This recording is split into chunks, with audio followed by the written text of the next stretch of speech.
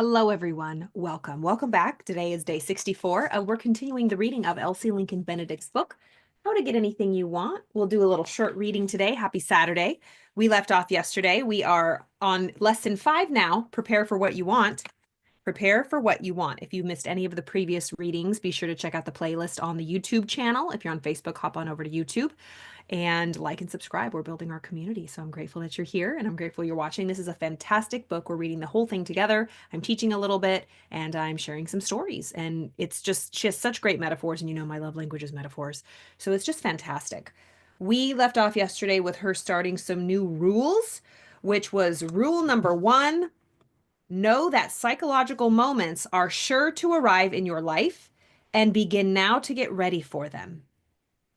On this subject, Puritan says to all who are in business, study your job and the job of the man higher up than you. For by doing so, you are preparing yourself to go up higher when the psychological moment arrives. Those who do not believe they can get the things they want or who refuse to get ready for them are never prepared for these magic moments. They remain in the mediocre class all their lives, or at least until something awakens them to the great truths. I've definitely been there. And it can happen for all your life. You're always growing, you're always becoming a better version of yourself. So never, when you're at the bottom, when you're at a rock bottom of a new top, right? Um, just know that you are pushed up against the next level.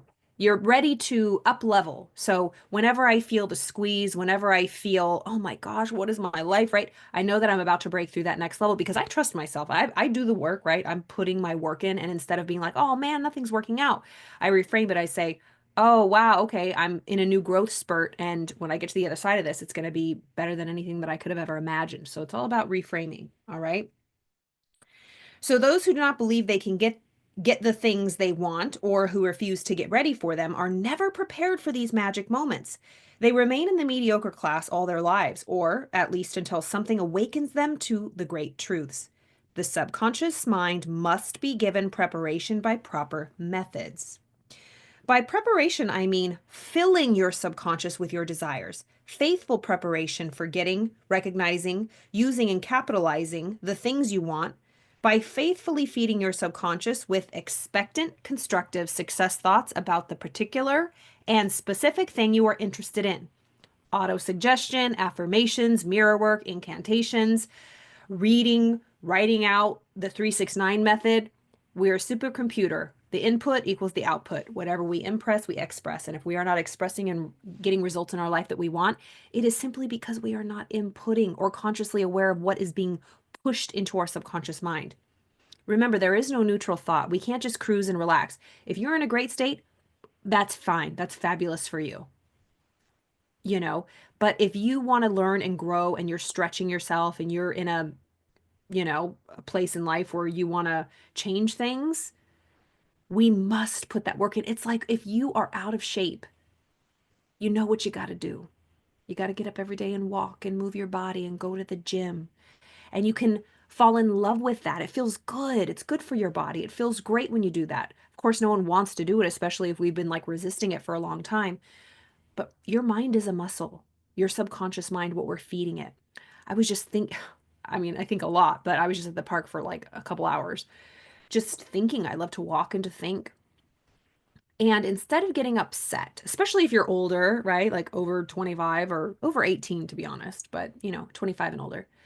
If you are experiencing certain results in your life, you continue to get the same results and you're upset with yourself, or you're blaming other people and circumstances, the way you were raised, just not being in a good town or a good city or having no opportunities. Be willing to forgive everyone, everything, including yourself. Just forgive. Be willing to see it differently. You know what? This is not the way I want it to be. I don't like the way they're behaving. I don't like the way they treated me. But you know what? I'm going to forgive this right now. If you can forgive a person, right, really do that work, great. But if you're not ready yet, fair enough. But would you be willing to forgive, let go, release that energy that is upsetting you? Yes, what happened might have been upsetting, Validate the part of you that's upset, that's hurt, that's angry, that's holding on to that narrative. But to move on to the next story, the next chapter, right? Turning the page, we have to we have to understand that that was just a part of the story. Like, what's next? But most of us, myself included, I used to do this. And I still have to work at this.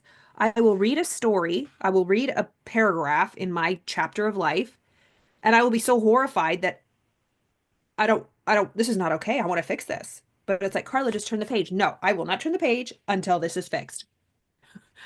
I can't erase the past. I can just look at it, take the seeds of equal or greater benefit from the adversity, and use it to my advantage. I don't know what's in the rest of my story in my book. Neither do you. Nobody does. The only thing we can do, the only free will we have, is to take the best, the lessons, forgive, be our highest self, be willing to forgive if we're not ready to forgive, get help, and release, let go. Focus on what you want. What do you want? What do you truly want? We must fill our minds with what we truly want, or what we don't want will continue to feed us. And it's like it's like a cell that divides. It'll just continue to grow. It's like a weed seed, truly. Remember, your mind is a garden, your thoughts are seeds. You can grow flowers or you can grow weeds. Like, weeds multiply. Why do they multiply? Why can't, like, beautiful roses multiply? I don't know, right? Why is it so hard to get a nice rose bush in a beautiful garden, but it takes no effort for weeds to grow? That's the same with your thoughts. If you don't put effort into it, you get out what you put in.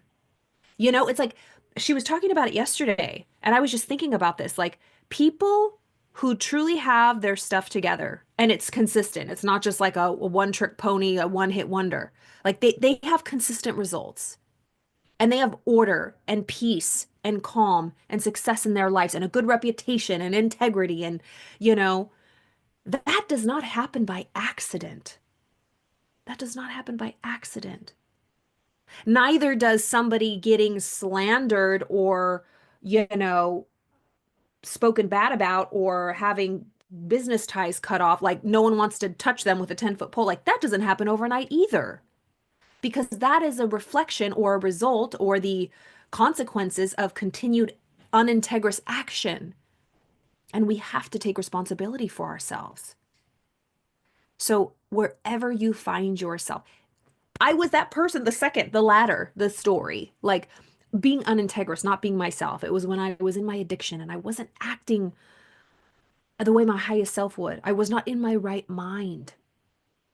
And the people I was with, I don't blame them for thinking, oh, that's who she is. And she's just, no, I would have never done that if it wasn't, not that I'm blaming the alcohol, but it was because of it, sure. But it was my choice to do that. So I don't blame anybody but myself. I don't really blame myself. I forgive myself. But whatever situation you find yourself in, be willing to forgive and move on, whether it be yourself or other people or a circumstance or a situation or an unfair hand you were dealt in life. It's like, remember, epigenetics is real. We can inherit, like my grandfather was an alcoholic.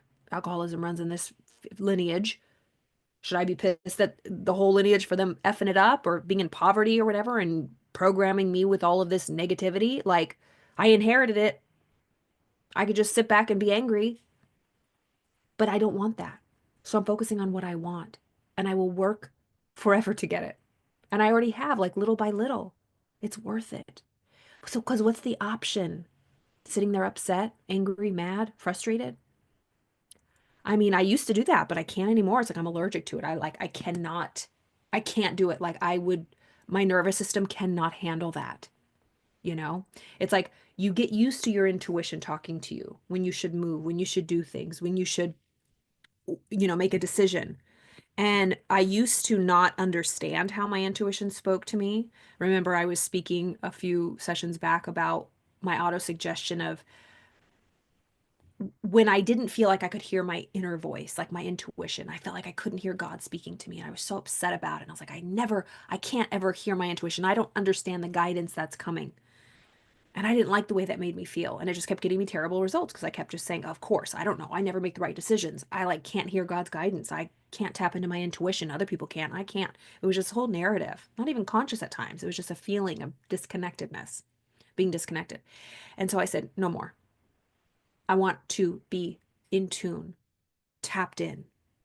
So I wrote down all the ugly thoughts and feelings that I had around listening to my gut and to my intuition. And I wrote out the positive affirmation. I am acutely attuned to my intuition and I follow my inner guidance. I am acutely attuned to my intuition and I follow my inner guidance. I am full of clarity. Just these words, clarity, tapped in, tuned to the infinite, to God. I can hear easily and effortlessly. And I just repeated that over and over and over. And it works when you do it. It works when you work it, but it takes daily work. I repeated it every single day for over 6 weeks, every day when I was doing my makeup, when I was brushing my teeth. So it's literally reprogramming or listening to like audios. We went over in a couple chapters or a couple pages ago about, what is your learning style? Do you like to write? Do you like to listen? Do you like to speak it? Is it mirror work? Is it visualizing? Is it, what is it for you? Let's jump in. Let's go all in. We have nothing to lose. We don't know how much time we have, right? Not to be morbid, but tomorrow isn't guaranteed, right? Yeah. All right. Be prepared. By preparation, I mean filling your subconscious with your desires, faithful preparation for getting, recognizing, using, and capitalizing the thing you want by faithfully feeding your subconscious with expectant, constructive success thoughts about the particular and specific things you are interested in. The ways for doing this are so many, you will have little difficulty in finding them. But the kinds of things necessary to do so are few and so well known to all successful people that any intelligent person may learn them and apply them. If he will, he can make the achievement of what he wants absolutely certain. Certain is in all caps here. Mm, I love this. All right, rule number 2. Let's see how far we could get here. Rule number 2. A certain amount of training for what you desire to do is naturally essential, and if you really want this thing, you will enjoy the training it necessitates. Your hand must be trained, don't forget that, but your head must be trained more. And if you really want great things of life, your heart most of all. Really, the subconscious mind is what she's saying. It is 3:31. I'm totally drinking coffee. Yes, I am. I have a birthday party to go to tonight. All right. So she's saying your head must be trained, your mind must be trained, but more importantly, your heart, your emotions, what you're emotionally involved with. Give yourself the technical training or whatever is necessary in the way of tools. Don't expect to be a successful lawyer without studying law or doctor without taking a medical course. Don't expect to sing or paint or play or act or sell or speak or preach or do anything that is worth doing unless you have studied your subject. That is, stored your subconscious mind with the fundamentals. Yeah,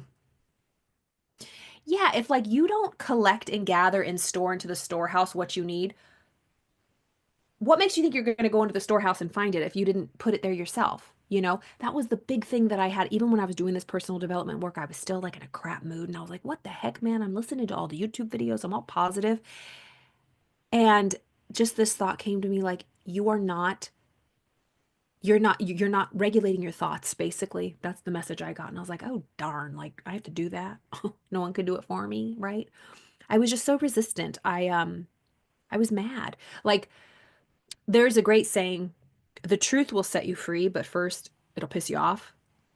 The truth will set you free. Like when you really realize how this game of life works, you'll be free, but first you'll be really angry. And that was my experience. And it still is to some degree, you know, because we have to experience it. Because at first it's theory. Like someone tells me, oh, your thoughts create things. You're like controlling your life because you're controlling your thoughts. And I think, okay, I believe you because a part of me believes that. And I believe you because you clearly have results that I want. And other people do too. And they say it too. I know it's possible. But what's holding it back from fully being possible for me at the level I'm at, whatever level I'm at, is the beliefs that go against it. The old page that I continue to read over and over and over, and I'm unwilling to turn the page. I'm unwilling to let it go. They're like weights on my ankles. I'm just like trugging along. It's like, Carla, just let the big old ball and chain go. No, I'm not going to let it go. I was like, you could be further ahead if you would just cut those ties. But if I cut the ties and then they'll think that what they did was okay, then happens to my validated feelings. My feelings are unseen and unvalidated. It's like, this is what makes you mad. It's what pisses you off, you know? So there's never an arrival point. Everybody goes through this, no matter what level they are at, whether it be, inner or outer, right? The material success, again, is just an outward reflection of what somebody thinks inside. But even that is not a reflection of true peace. Again, there are wealthy people that have everything that are miserable inside. There are wealthy people that have everything that are so peaceful and generous inside. There are people that are in absolute poverty that are miserable inside, and there are people in absolute poverty who are absolutely at peace inside. It does not matter. It's a preference. We've talked about this. What do you prefer? Right? Some people love a suburb track home. Some people love a big rolling mountain home. Some people love a big mansion, right? Who's going to judge? It doesn't matter. What do you want? But we have these judgments because why? I don't know. We were programmed that way. That to be humble and small, like I don't need that big of a house. What if you want that big of a house? Who are we to judge? The desires of our hearts are irrational at times. Don't feel guilty. Again, I don't deny my desires and I don't demand them, right? I call them preferences. I love that. It's what I prefer, but I'm not going to like roll the table over if I don't get it, like be a diva, right? Like if I have a choice, I prefer to stay in certain places and fly certain ways and be around certain people. If I don't have a choice, I will be professional and loving. It's like, but I'm not going to put myself in situations that I don't want. And if that means that I'm a snob or whatever, I don't care. It's like allow yourself to have what you want in every area of life. It's so powerful. I denied myself so long because it was guilt, such guilt. Like I was a bad person, like I was greedy or whatever. It's like, oh, please. That is such a paradigm. And Napoleon Hill talks about it right here. This book, Think and Grow Rich, for men and women who resent poverty of all kinds.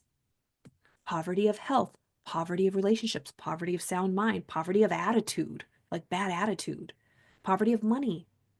Nobody wants to be around a sick, broke, crotchety person, you know? And that sick, broke, crotchety person doesn't help nobody, just brings everyone down. It's like, truly, we have to help ourselves if we want to help anybody. It's put the mask on, put the freaking oxygen mask on you first. We say it all the time, but we don't do it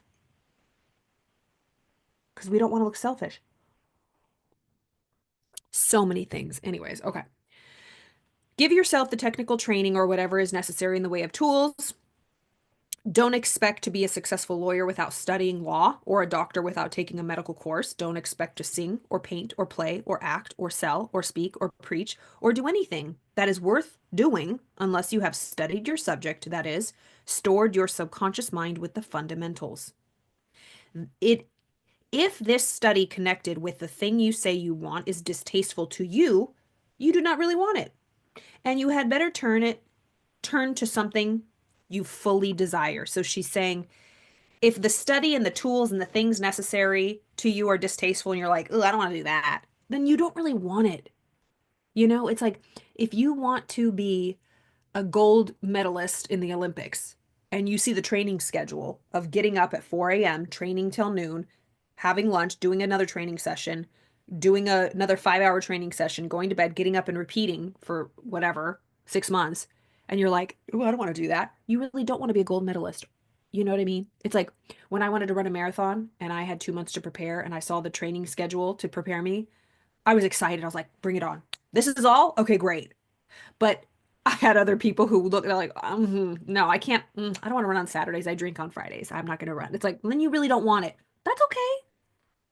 But if you don't want to do what it takes, it's because your heart's not in it. when you really want something, not that we enjoy it, because it can still be like, oh, wow, this is tough, right? But we're willing to do it. It's not like, ugh, right?